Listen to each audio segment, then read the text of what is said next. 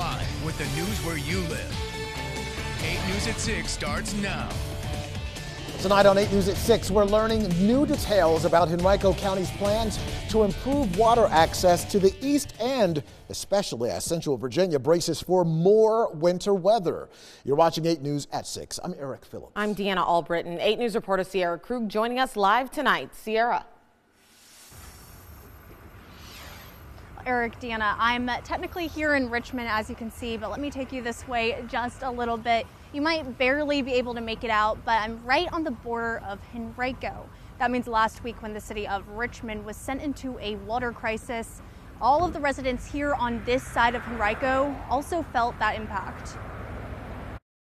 Time went on, and then so we started getting worried kind of late on Monday and started calling around, couldn't get in touch with anybody. It's a frantic memory Henrico County's Public Utilities Director Bentley Chan hopes to avoid ever experiencing again.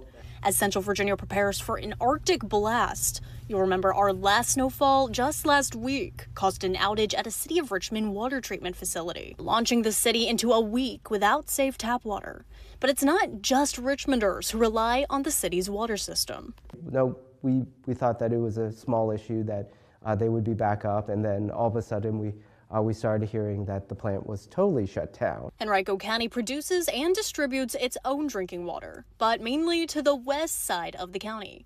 A contract dating back to the 90s groups Henrico's East End in with the city, leaving those Henrico residents just as dry as Richmond last week.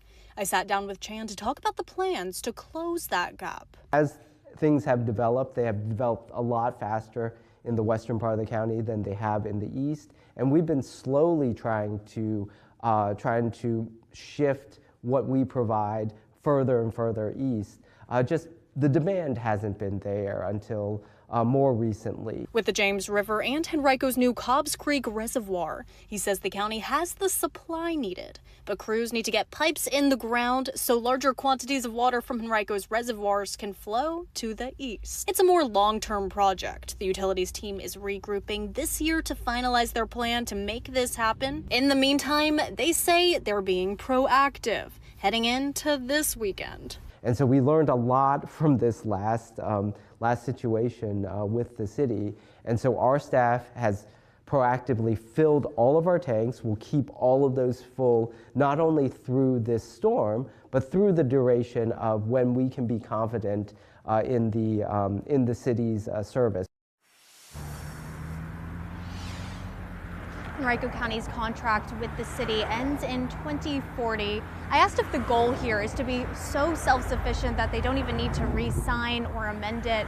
They say it's way too early to tell, but they do hope that all the localities are able to come together and support one another. For now, live in Henrico, Sierra Krug, 8 News.